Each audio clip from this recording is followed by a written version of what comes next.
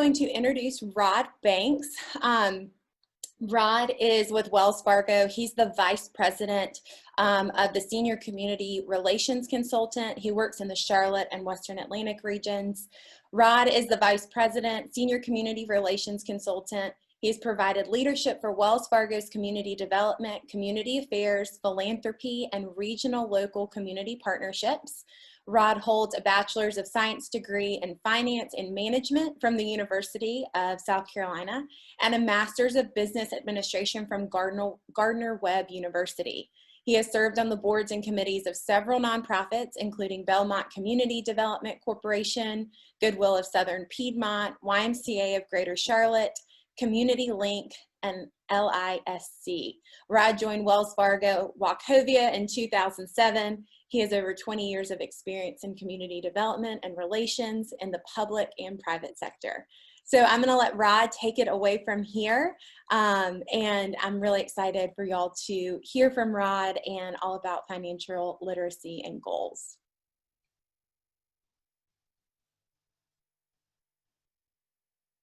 And Rod, you're muted. So if you will There you go. There you go. Thank you. Thank you. Thanks, Grace. Thanks, Catherine. We're excited. As Grace mentioned, I'm with Wells Fargo, have been there with them in Wachovia since 2007. Part of what our team does is connect with nonprofits like Thrive Global in the communities and the folks that they serve to try to meet community needs. So a lot of what we also do is we have team members, is what we call our employees, who go out into the community and do a lot of financial literacy. Financial literacy is a big, important thing for us within the bank.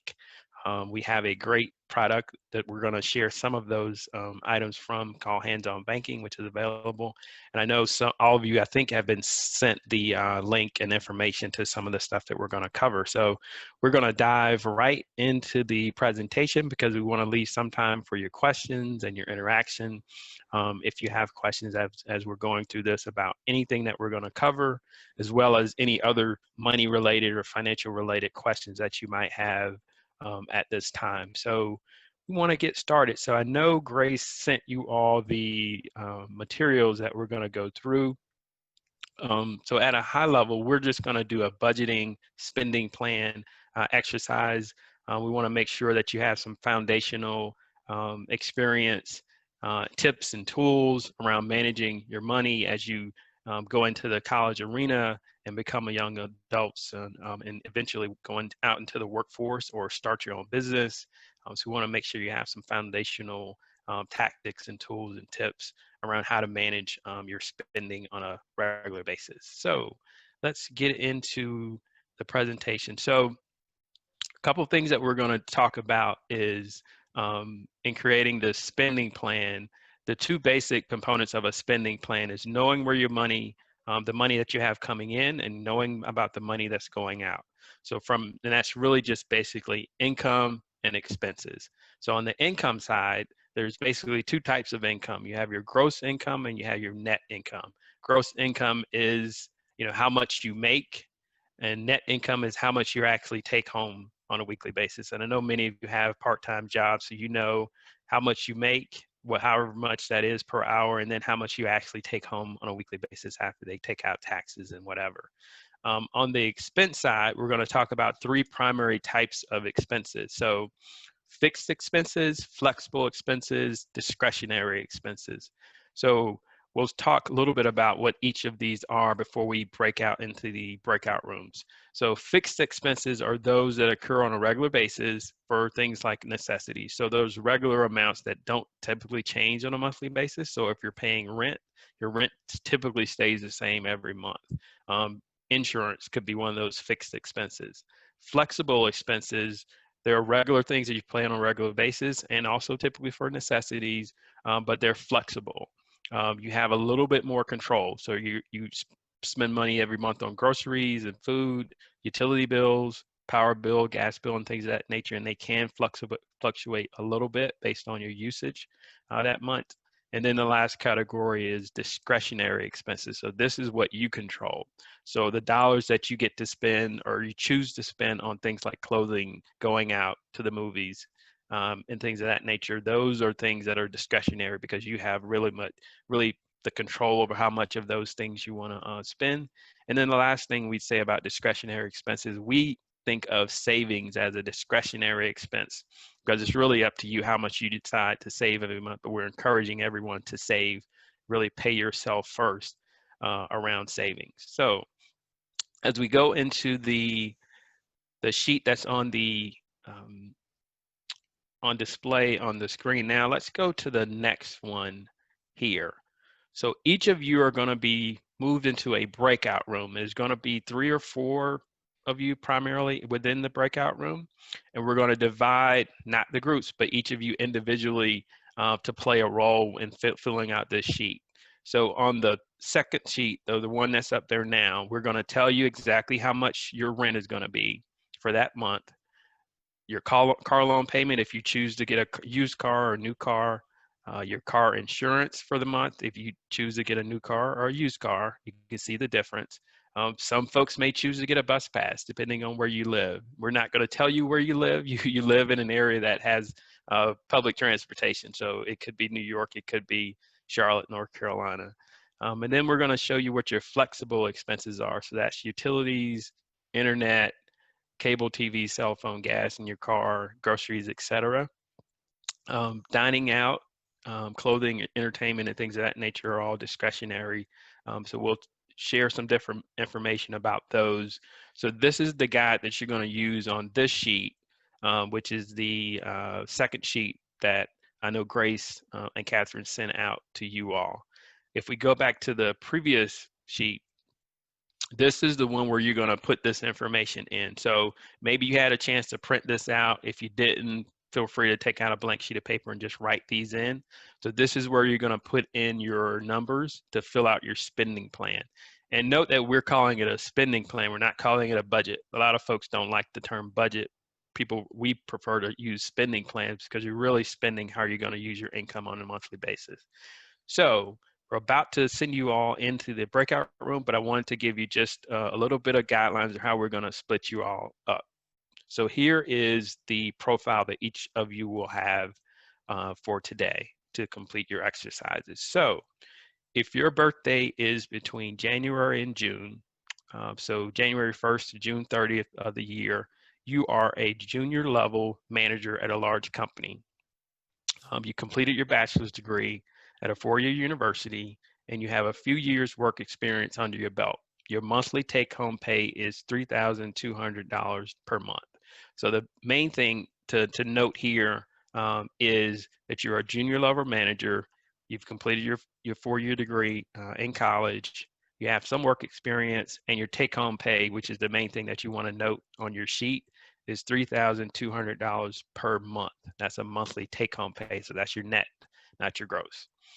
That's the particular number that you're going to use to complete your spending plan.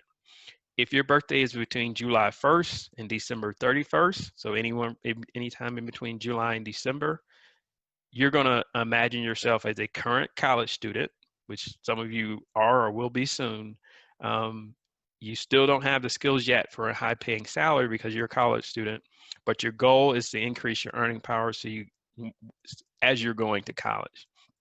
You do work a part-time job, and you do have additional monthly income coming from financial aid.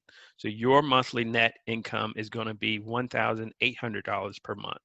So please note, all July to December birthdays, you are a college student, you are working part-time, you do have some income from your part-time job and financial aid, and your monthly net income is going to be $1,800 per month. So please note that $1,800 if your birthday is between July and December of the month.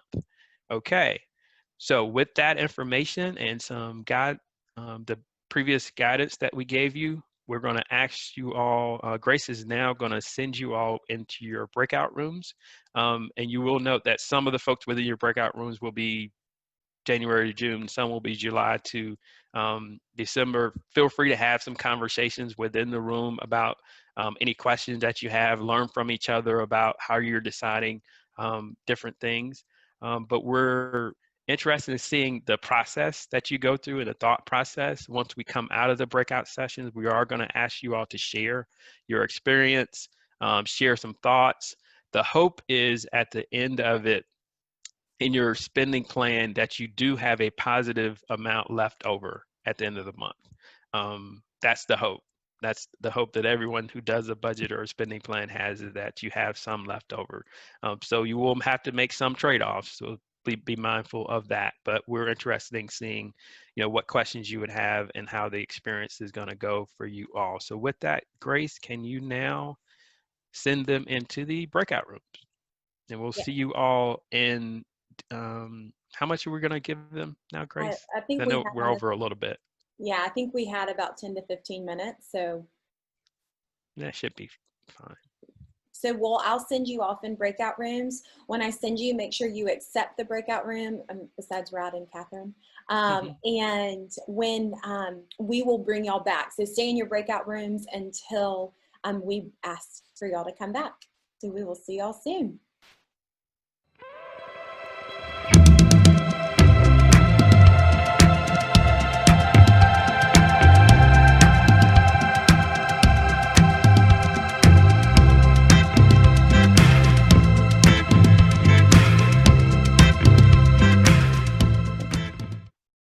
Awesome. So thank you all for breaking out and completing the exercise. We want to engage you all with the last few minutes that we have around the experience, sharing what your leave behind or your budget at the end of the month ended up being based on your income and your expenses you chose. Walk us through kind of the decisions that you made. Did you end up making any trade-offs? Was it difficult? Was it easy? Process that you found? So I think, Grace, we're going to take some volunteers and ask folks to raise their hand to share kind of walk us through their budget and the experience. And I think Grace is going to unmute you guys to start sharing, or see if who wants to raise their hand to volunteer first. Do you have any takers? And once I see your hand, I can unmute you. Anybody? Oh, here we go.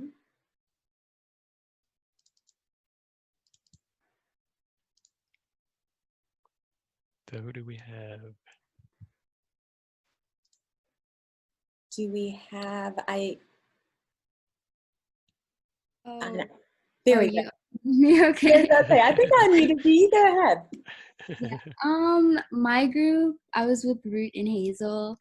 I wasn't here for the first part, but they explained what I should be doing, and it was about the budgeting, right?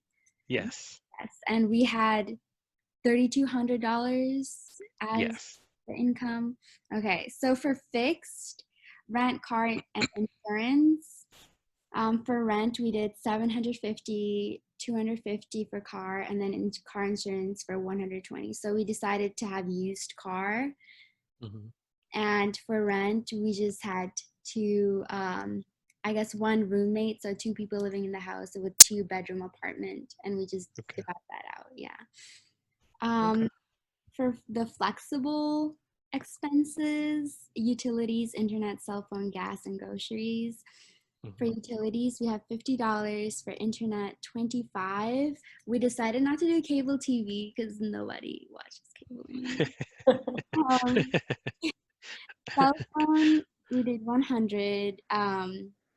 Gas, $150. Groceries, $80. Since we decided to spend $160. So per person, that's $80. So in total, with the fixed and flexible expenses, it's $1,525. And then we decided to dine out for $100. Clothes, we didn't really spend that much. We just decided $50 per month because I guess 3 of us decided we don't really shop that often. Entertainment, $100. Savings, we saved 30% of our income, so $960. And in total for the discretionary, it's $1,210. So yeah, we had about $465 left over for our income. Which income were you working off, the 3,200 or the 1,800?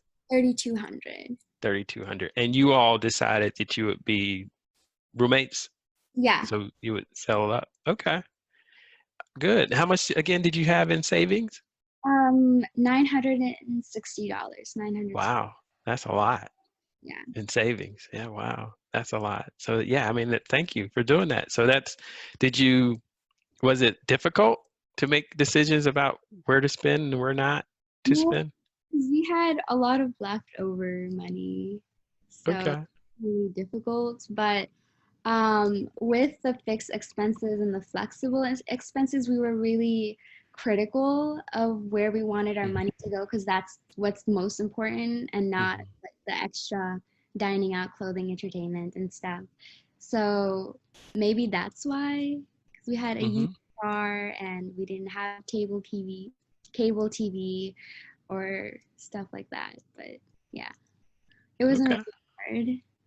Well, good, good. Yeah, the only thing I will say is, with the 3,200, you all were, young professionals. You had just graduated from college.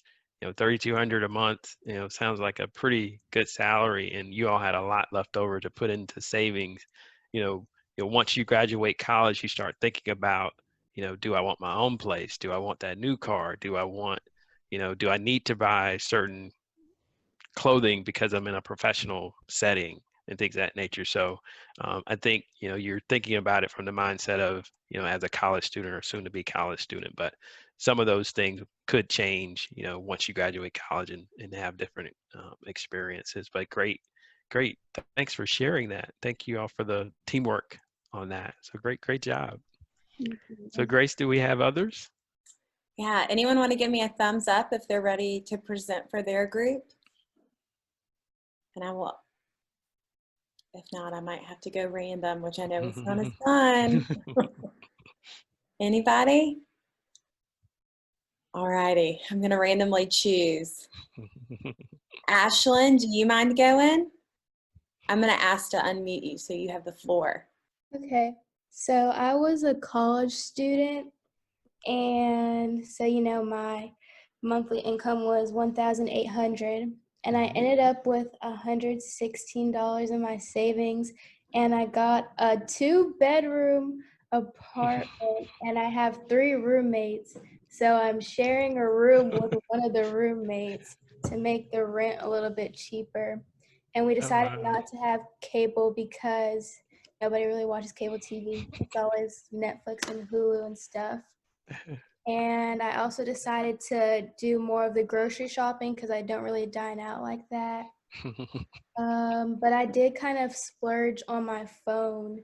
I got the smartphone instead of having like a regular phone. So that's Mhm, where I kind of did a little bit of give and take. And then mhm, I did like a medium amount, so 200 for entertainment, because I know even though I do like to say I'm a homebody, I do like to go out. mhm. And I also did kind of splurge a little bit on clothes because I know I like to buy clothes. But I could have done a little bit better, but I think I did fine. Good. Great job. Again, so how much did you say you had savings or leftover? I had $116. Good, good. Yeah, we may want to just take the line about cable TV out because apparently nobody watches cable TV in the younger age group. Everybody's just doing Netflix and Hulu and everything like that. So correct me. So I think you said you have three roommates. So it's four of you all in a 2-bedroom. So it's two per bedroom. So it's one, they have their own bedroom, and then 2 in another. Okay. Well, good. So three, and you split up that way. Mhm. Good. Did you find the exercise um, insightful, easy, or? Yeah, it kind of, my dad, he makes me watch a lot of stuff about financial literacy. So Mhm, it kind of was just putting the videos into mhm. like an activity, I guess. Good. Thank you. Awesome job. Great. Any good YouTube channel recommendations for people? Um, I don't know the names. My dad just sits me down and makes me watch them with him. Cool. Good job. Awesome. Who else would like to go? If I'm missing you, raising your hand or giving me a thumbs up. If not, we might just choose because Ashlyn did great. Mhm. Bethlehem, would you mind going? Let me ask to unmute you. There you go. Mhm. Oh, wait, I can't hear you, Bethlehem. Can y'all hear? No, not yet. Here, let's try. Let me ask you one more time and see if that does the trick. Is it working now? It's working. Good job. I'm the junior level manager making $3,200 per month. And then for rent, I decided to do the 2-bedroom with 3 roommates. So that ended up being $500 a month. And then like I thought about it and I chose the city to be like in New York or a highly populated city where you don't need a car. So a bus pass would be, I guess, smarter. So no car loan, no car insurance, and the bus pass is $75 a month. Utilities split among 3 people is $33. Internet among 3 people is $17.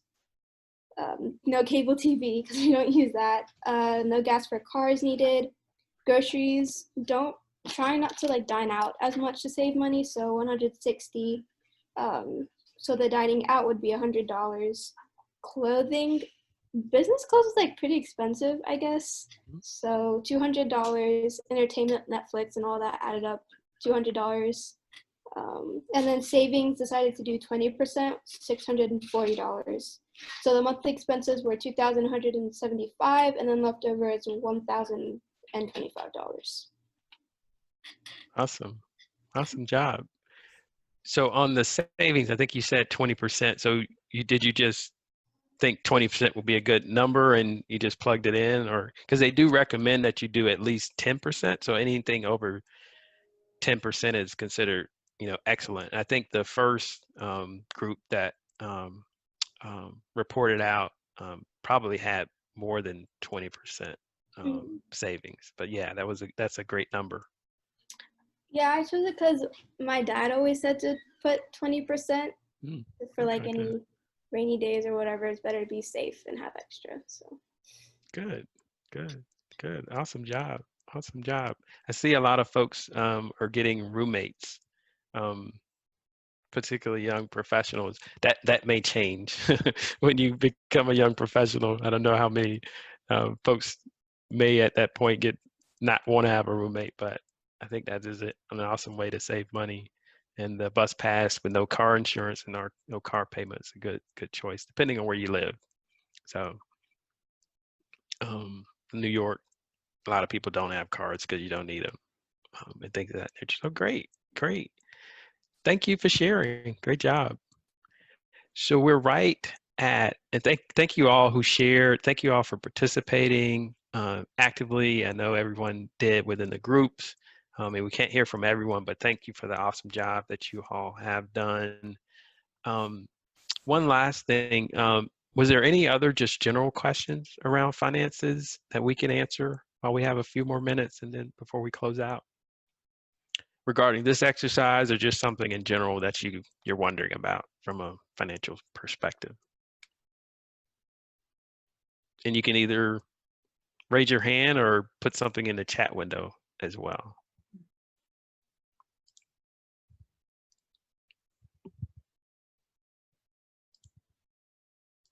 Or if you give us a thumbs up, then I'll unmute you.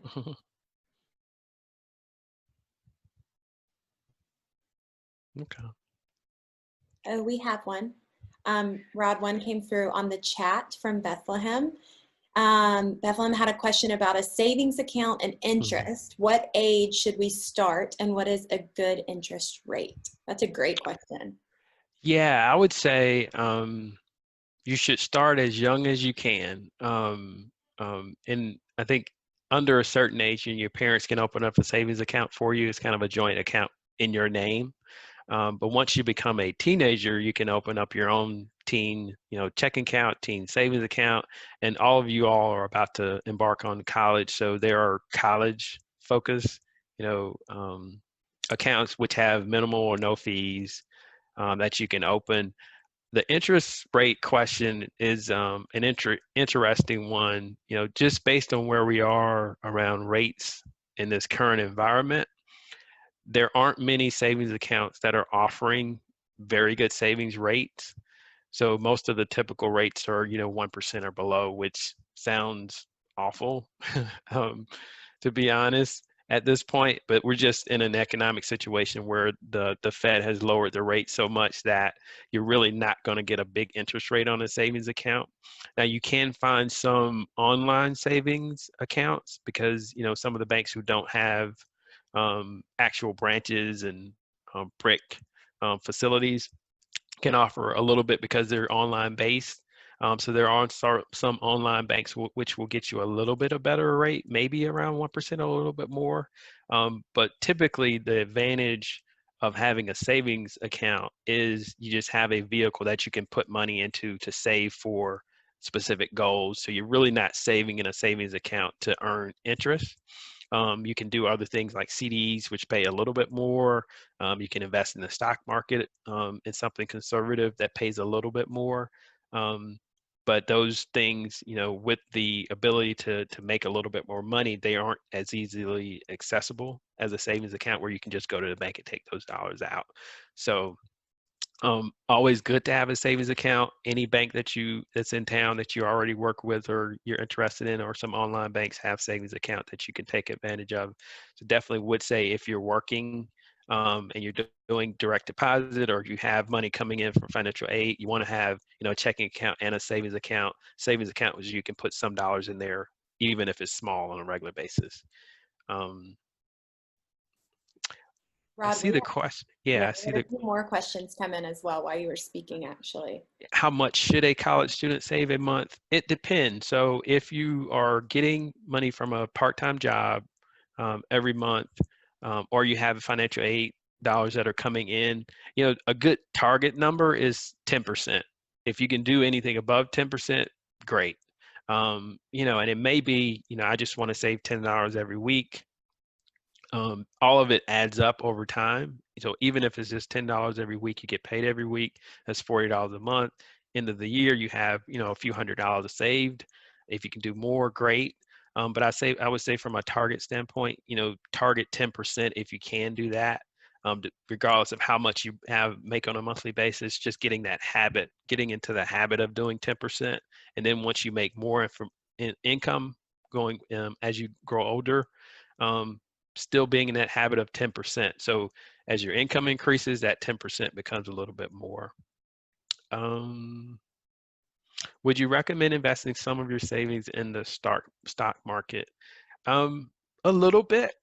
It's okay to get that experience of investing in the stock market. What I do tell folks is don't invest anything in the stock market that you're not willing to lose.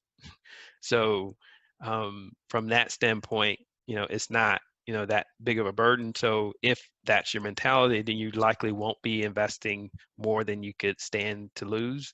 And not saying you're going to lose, but if you just have that mentality that you're not going to invest more than you're okay with losing, then that will help. And there are, a lot of apps out there that help you, a lot of different apps. You can invest a little bit in Cash App now. You can invest in Robinhood.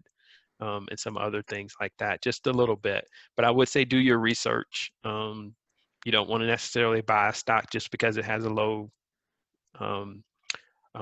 share value. You want to do your research about the things that you use on a regular basis. That's the companies that you really know that have been around for a long time. Would you recommend getting a credit card at 18? I think they changed the regulations a couple of years ago. I think right now you can't get a credit card on your own until you're 21. If you want a credit card at 18, you would have to have your parents sign off on it. So it wouldn't necessarily have to be a joint account, but your parents would have to approve it. They did that to keep students from getting into more debt than they needed to. So you can at 18, but I think you'll need your parents' approval. I wouldn't necessarily recommend it at 18. but it is a good way to start building credit. So at some point, within your, college experience, having a very small credit limit on a credit card that you can use just to help build a history.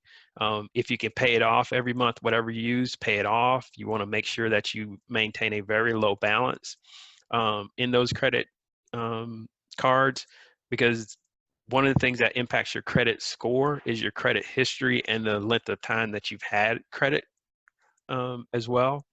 So if you've had credit for a long time and if you've managed it for very well, then that can boost your credit score, which allows you to, when you go out and get that car loan, to get a good rate or other things as well. Correct. So that is it. You get lower rates when you want to buy that house and buy that car. So it's okay to start. I think there are some changes in the regulations around when you can open it on your own. Roth IRA, can you explain whether or not we should start one? So Roth IRA is just a retirement account.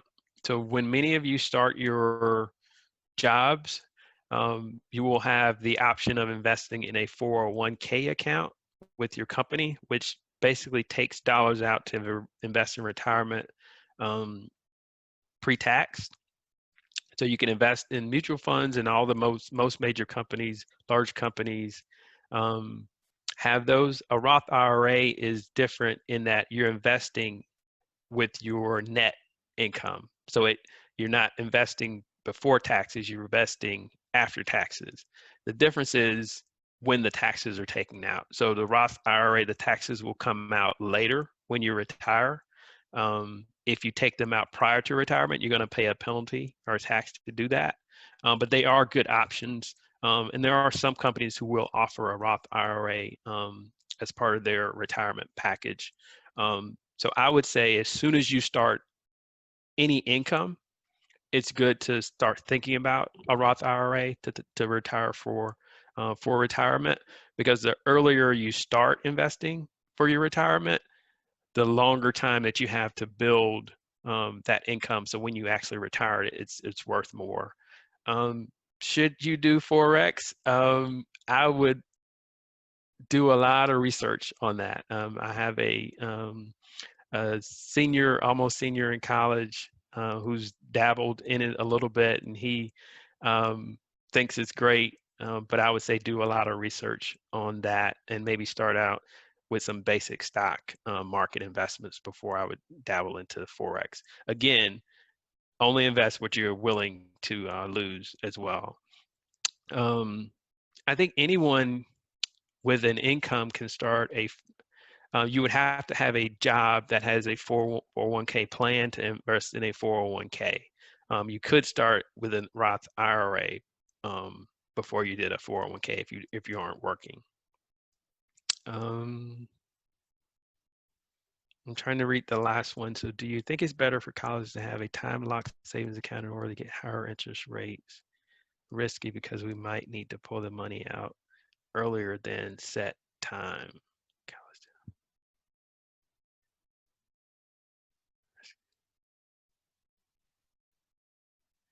It's like savings account. Yeah, that's a good question. I'm not sure about the colleges having the locked interest rates. I mean, if you can lock into a good rate, I think that's always good. Just in this current environment, interest rates are just super low. And, typically there is a penalty to take out something early, particularly if it's in an account where you didn't pay taxes. So like a 401k and some of the other IRA things, the Roth IRA stuff. So that's where the penalty comes in more than anything else. Great questions. Those are awesome questions. So the last thing I would say is there's an additional sheet that we sent out to you all for you to start thinking about setting personal goals, short term, long term. I would, as a takeaway or homework assignment, just look through that sheet and it talks about setting SMART goals that are specific, measurable, attainable, realistic, and timely. So that's just a helpful resource and some tips to use and think about setting goals from 6 months out to 10 years out. So whether that's home ownership, investing into the stock market, savings, and things of that nature, that's a great tool. And then there's another, that last sheet of the first assignments, there's some other tips and tools that you can take away as well. But great, this has been awesome. You guys have been great. Thanks for the questions. Thanks for sharing. And we're wishing you all nothing but the best of luck in your future endeavors in college and going forward. So thanks for the awesome opportunity, Grace and Catherine.